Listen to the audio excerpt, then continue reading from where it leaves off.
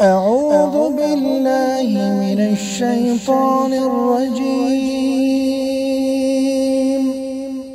بسم الله الرحمن الرحيم. إذا زلزلت الأرض زلزالها وأخرجت الأرض أثقالها وقال الإنسان ما لها يومئذ تحدث أخبارها بأن ربك أوحى لها يومئذ يصدر الناس أشتاتا ليروا أعمالهم